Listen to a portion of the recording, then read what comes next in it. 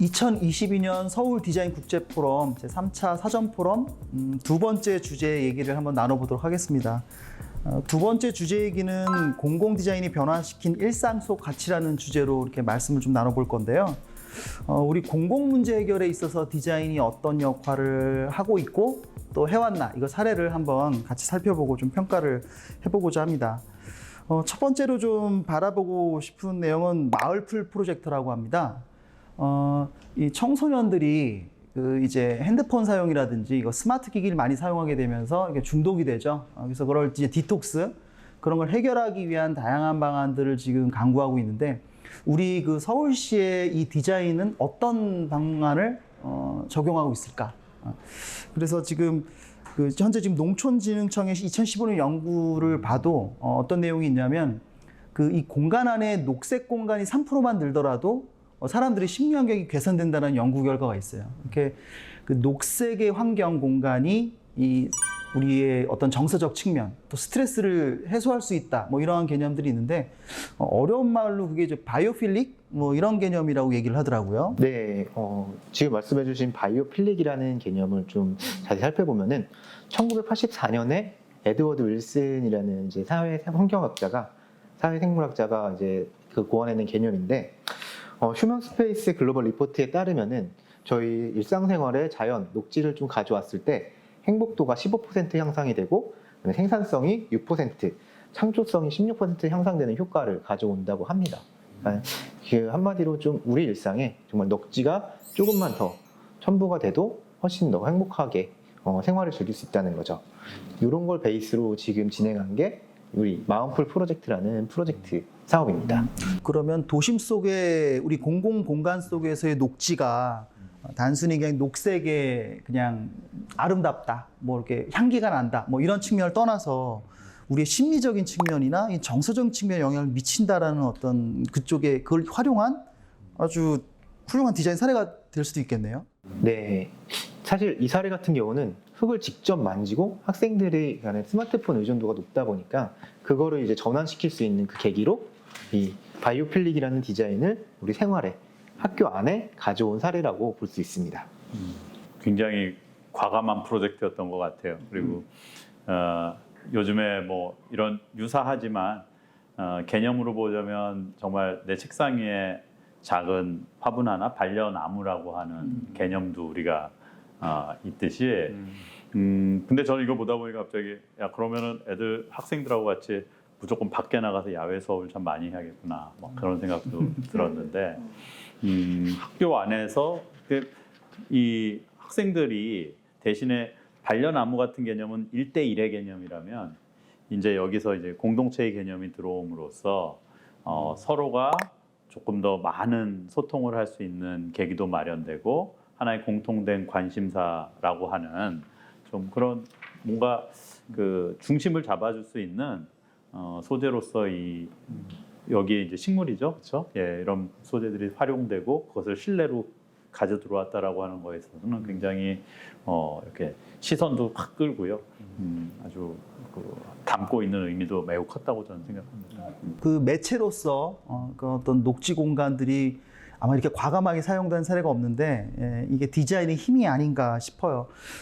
이것만 과감하게 들어온 게 아니라 사실은 이제 이게 유지 관리가 사실 쉽지 않을 거란 말이에요. 근데 그런 유지 관리를 위해서도 이 나중에 관리를 위해서 이 협력형 거버넌스가 이게 만들어져 있는 것 같더라고요. 그래서 서울시 학생, 교사, 학부모, 또 학교 식물 관련 전문가, 또 대학교, 어떤 시민정원 사회로 이렇게 구성된 이런 거버넌스가 구성이 돼서, 제 생각에는 이 공간을 매개로 해서 또 다양한 사람들이 유지 관리에서 모여야 되다 보니까 결국은 일석매조가 아닐까. 그런 것을 위해 서로 모이고 또 이걸 유지 관리하면서 결국 공동체에 대한 관심도 생기고, 이러한 개념들이 또 이 마을풀 프로젝트에 또 하나의 지역사회 봉사할 수 있는 하나의 매력이 아닌가 이렇게 싶은 생각이 드네요. 그 바이오필릭이라는 솔루션도 상당히 매력적이고요. 그리고 지금 말씀해 주셨던 것처럼 이제 거버넌스가 형성이 돼서 다양한 이제 이해관계자들이 이제 들어온다. 그래서 파급력이나 어떤 영향력이 커진다라는 것도 굉장히 의미가 있을 거라는 생각이 들고요. 사실 그 중요한 건 이제 문제를 해결하기 위해서 어떤 단편적이나 아니면 부분 전문적인 그런 접근뿐만이 아니라 다양한 전문가들이 모여서 문제를 이게 바라보고 분석하고 해결책을 찾는다는 거는 결국 입체적으로 문제를 이해하고 더 나은 그런 솔루션을 찾는 그런 노력이기 때문에 굉장히 디자인 띵킹이나 이런 관점에서도 굉장히 의미가 있는 그런 작업들이라고 볼 수 있을 것 같습니다. 그러니까 이렇게 해석해 보면 정말 다양한 해석이 가능한데 무엇보다도 이 아이디어를 채택하고 받아들였다라고 하는 것 자체를 저는 굉장히 높이 사고 싶어요.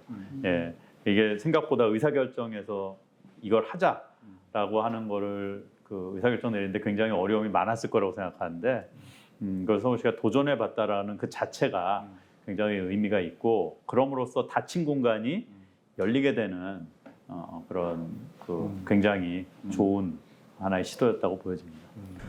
혁신 디자인이라는 게 뭐 우리를 깜짝 놀라게 해주는 디자인이라기보다 우리 그 과정 속에서 이 만들어져가는 게 아닐까. 그래서 그 뭐 만족은 과정에서 나온다는 그 팀 브라운의 얘기가 있듯이 아마 그러한 뭐 결과물만 봤을 때는 그냥 녹색 공간이 교실 안에 들어온 개념이긴 합니다만 지금 전문가들 말씀해주신 것처럼 이 프로젝트가 갖고 있는 의미들이 굉장히 우리 일상 공간 안에서 그런 가치를 새롭게 발견해서 정말 스트레스도 저감시켜주고 학생들에게 또한 이제 공동체도 또 이렇게 형성해주는 다양한 요인으로 발현되고 있지 않나 이렇게 보여지네요. 가장 단순한 솔루션을 그냥 활용한 거죠. 사실은 뭐 실내 정원 아닙니까? 예. 그런데 그냥 실내 정원을 디자인이라는 게 특별히 다른 게 없거든요. 그냥 그 기존에 있던 거를 안으로 가져왔는데 그걸 가져옴으로써 그 우리가 그 기대되는 효과와 그걸 가져 들어온 데 있어서의 어떤 우려되는 것들에 있어서의 그 뭐랄까요? 어떤 나름의 작은 갈등이 존재할 수 있는데 거기에서 좀 더 긍정적인 효과에 더 많은 비중을 두고 이것을 채택하는 이 자체가 하나의 어떻게 보면은 의사결정 자체도 굉장히 좋은 그 디자인에 어떻게 보면 우리가 생각하는 단순한 디자인 또 세상을 바꾸는 디자인이라고 하는 개념에서는 앞으로 많은 함의를 갖고 있는 사례로 저는 판단이 돼요. 예. 이러한 디자인적 요소, 특히 바이오필릭이라는 아주 참신하면서도 그러한 요소들을 심리적이고 뭐 이러한 좀 이런 요소들이 이 공공 디자인 영역에서 이런 역할을 하고 있다라는 걸 저희가 좀 알고 있었고, 요거를 살펴보다 보니까 이러한 그 심리적인 영향을 미치는 것 중에 사실 이 행동 유도, 또 행동 지원, 우리가 또 아는 또 넛지, 그러니까 뭐 또 에르고라고 하는 신체 특성을 고려한 이러한 또 요인을 가지고 또 이렇게 디자인을 개선하는 것도 아주 좋은 전략으로 보입니다. 그래서 저희가 이제 충신인마을 사례를 한번 살펴보고자 하는데요. 이곳은 지금 그림에서 보시는 것처럼 굉장히 경사로가 많은 어떤 일상 생활도로 공간이에요. 그러니까 자동차와 보행자 같이 혼용돼서 다니는 경사로가 있다 보니까 아무래도 이 사람들이 걷는 행태들도 달라지겠죠. 그래서 이런 것들을 디자인으로 개선하기 위해서 시범 사업을 진행했는데 여기에도 굉장히 그 뭐 행동 유도에 대한 거, 또 신체 특성을 고려한 굉장히 그 디자인을 가지고 이 아주 소통을 좀 하고자 하는 노력들이 많이 보여지고 있습니다.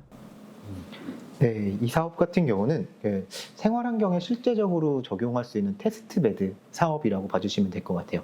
선도적인 사업이기도 한데 앞서 말씀해 주신 것처럼 일단은 골목길 형태의 좁은 공간이기도 한데 대표적인 게 이제 가파른 경사로로 이루어져 있는 지역입니다. 그렇다 보니까 이제 보통 사람의 행동을 먼저 좀 관찰을 하고 그에 따라서 시설물이라든지 아니면은 휴식을 할 수 있는 그런 공간들을 구성했는데요.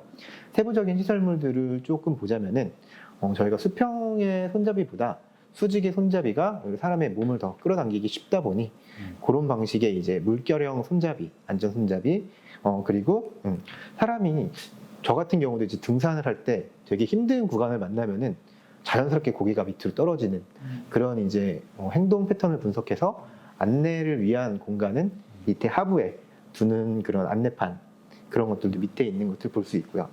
그리고 할머니 할아버지들이 보통 그 계단을 오르기 전에 행동을 보니 앞에서 이제 준비 운동을 하고 멀리 올라갈 준비를 하시고 올라가시는 그런 모습을 보고 앞에 이제 휴식을 취할 수 있는 만충 공간을 만들었다라는 그런 점에서 좀 특별한 공공 디자인이 적용된 그런 사업들로 볼 수 있었습니다. 뭐 이거 같은 케이스는 이제 요 안에 있어 우리가 그 어르신들을 대상으로 발견해냈던 디자인의 요소들이 요 공간에 이게 좋은 사례라고 보여지는 이유는 동일한 문제를 갖고 있는 다른 공간에서도 적용한다라는 개념도 있지만 더 중요한 건 여기서 어떤 찾았던 아이디어들이 사실은 꼭 어르신이 아니라 일상의 다른 공간으로도 전혀 다른 목적으로도 쓰일 수 있는 디자인의 요소들이 내포되어 있다는 게 굉장히 저는 의미가 있을 것 같아요. 아까 같은 뭐 직각 형태의 손잡이 같은 경우도 일반 그 공간에서도 우리가 손잡이를 잡는 것을 습관화시키자, 습관으로 만들자라고 해서 사람들이 그것을 이용하도록 하는 데 있어서 재미 요소를 줄 수 있는 거죠. 그러니까 같은 디자인인데 전혀 다른 공간에서는 전혀 다른 쓰임새를 가질 수 있는 요소들로도 활용이 될 수 있고 확장성을 갖는 거기 때문에요. 그런 면에서는 바로 좋은 디자인이라는 건 바로 그런 요소가 있어야 된다고 저는 생각하는데 우리는 이 문제를 찾음으로써 또 다른 어떤 적용 가능한 사례를 상상할 수 있었다는 것 자체가 굉장히 좋은 사례라고 보여집니다. 요즘에 우리나라의 그 방산 장비가 거의 K 방산 해가지고 굉장히 유명하잖아요. 근데 그게 이렇게 우리나라 방산 산업이 발전할 수밖에 없는 게 뭐 남북한의 대치도 있지만 이 봄, 여름, 가을, 겨울의 극한 상황을 견디려다 보니 굉장히 그 어떤 개발의 수준이 올라갈 수밖에 없대요. 그래서 이 디자인하는 것도 지금 우리 교수님께서 말씀해주신 것처럼 이렇게 경사로가 급하고 공간의 극한 상황, 익스트림한 상황에서 이제 어떤 그 유저의 분석을 하다 보면은 굉장히 훌륭한 디자인이 나올 수 있겠다라는 생각을 했습니다. 이게 비단 여기뿐만 아니라 여기에 적용된 디자인은 굉장히 다른 곳에서도 아주 훌륭한 디자인이 될 수 있겠구나 이 생각이 드네요. 그렇죠. 이게 이 적용의 확장성의 관점에서도 굉장히 의미가 있다고 생각을 하고 사실 골목길이라고 하는 게 거주민들만을 위한 공간은 아니거든요. 그래서 사실 이 골목길을 통해서 어떤 목적지에 가려고 하는 보행자라든지 혹은 이제 이런 골목길 체험들을 하기 위한 그런 방문객이라든지 또 심지어 또 이 골목길 앞을 지나는 이 차량 운전자들까지 다 만나는 공간들인데 그런 공간들에 있어서는 항상 그 이해 충돌이 발생할 수밖에 없는 상황들이 있습니다. 그런데 제가 그 충신 성곽마을 이 디자인을 보고 굉장히 감탄했던 거는 그런 문제들을 밸런스 있게 잘 해결할 수 있는 그런 가이드를 제시하고 있다. 이런 면에서 굉장히 좋은 디자인이 아니었나라는 생각이 들더라고요. 자, 서울의 이 디자인을 통한 다양한 문제 해결, 단순히 우리가 아는 어떤 디자인적인 기술이라고 그럴까요? 그런 측면을 좀 벗어나서 조금 더 확장된 개념, 또 바이오필릭이라고 하는 측면을 이용해서 심미적, 정서적 측면까지 디자인으로 우리가 보답을 주고 개선시키고자 하는 노력들, 또한 이렇게 다양한 사용자와 공간 형태를 행동 유도라든지 뭐 이렇게 에르고 신체 특성을 고려한 또 넛지 뭐 이런 것처럼 그 다양한 그 관점에서 해결하고자 하는 노력들이 이렇게 이루어지고 있네요. 그러니까 이러한 디자인 사업들이 어떻게 보면 뭐 서울의 특정 공간에서 벌어질 게 아니라 우리나라의 다양한 그 일상 속으로 들어와야 되지 않을까 싶습니다. 그래서 여러 전문가분들의 평가 말씀 듣다 보니 디자인의 영향이 이렇게 크다. 이걸 어떻게 우리 앞으로 활용할 것인가도 우리에게 남겨진 숙제 같습니다. 자, 이번 토론에서는 공공 디자인이 변화시키는 일상 속 가치라는 주제로 이렇게 같이 살펴봤습니다. 그래서 마지막으로 이제 재연 겸 말씀 한번 듣기 위해서 디자인이 갖고 있는 그래서 일상 속 가치는 뭐다? 디자인을 통해서 우리가 얻을 수 있는 건 뭐다? 이런 주제가 있을 수 있을 것 같아요. 그래서 우리 전문가분들께 그런 말씀 한마디씩 드리면서 이번 토론을 마감하도록 하겠습니다. 자, 디자인이 가지고 있는 일상 속에서 활용할 수 있는 가치는 뭐다? 한번 그 말씀을 한번 들어보고 싶네요. 네.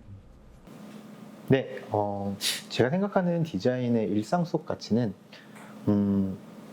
저는 휴식이라고 생각을 합니다. 그러니까 휴식이라는 개념 자체가 뭐 편안함을 누리기 위한 목적이 있긴 하지만 그 휴식을 하면서 저희가 다시 한번 이제 다른 곳으로 도약할 수 있는 그런 계기가 마련되기도 하는 것처럼 저희가 하는 그 디자인, 일상 속의 디자인은 평범하지만 다음 스텝으로 나갈 수 있는 그런 휴식의 개념이 있지 않을까 그렇게 생각을 해봅니다. 그렇죠. 그렇게 보면은 뭐 연장선상에서 보면은 결국 지금 보여주렸던 우리 사례들을 보면 결국 지금 서울시가 했던 사례들을 보면 디자인이라는 거는 굉장히 단순함이죠. 예, 그러니까 단순한 솔루션, 예, 그러니까 단순한 해법. 어떻게 보면 약간의 방향을 바꾼다, 아니면 뭐 각도를 바꾼다, 아니면 기존에 있던 그냥 일상의 사물들이 공간을 다르게 배치하거나 아니면 작은 기호들이 어떻게 배치됨으로써 아니면 위치가 달라짐으로써 정말 조그마한 단순한 변화를 통해서 큰 어떻게 보면 행동 변화를 이끌어내는 것을 보여준 대표적인 사례들이라고 저는 생각이 돼요. 네. 저도 교수님 말씀에 굉장히 공감을 하고 비슷한 생각을 했는데요. 그러니까 제가 떠오르는 말은 Big Problem, Simple Solution이라는 용어가 떠올랐습니다. 뭐냐면 사실 도시, 서울이라는 큰 도시 안에서 굉장히 많은 사람들이 섞여서 살게 되는데요. 그러면 어쩔 수 없이 필연적으로 굉장히 복잡한 문제들이 발생할 수밖에 없습니다. 근데 이런 문제를 해결할 때 정말 손에 잡히는 어떤 단순한 솔루션으로 많은 사람들을 만족시킬 수 있도록 하는 것이 디자인의 힘이 아닌가 그렇게 생각을 해봅니다. 참 디자인이 가진 가치는 정해져 있지 않아서 저는 굉장히 아주 훌륭하다고 봅니다. 디자인이 앞으로 우리 일상 속에서 다양하게 좀 활용되고 또 우리의 삶의 질을 향상시키는 수단으로 잘 적용되고 확장되기를 바라면서 오늘 두 번째 토론 공공디자인이 변화시킨 일상 속 가치에 대한 내용을 여기서 마치도록 하겠습니다. 네, 수고들 하셨습니다. 감사합니다. 네.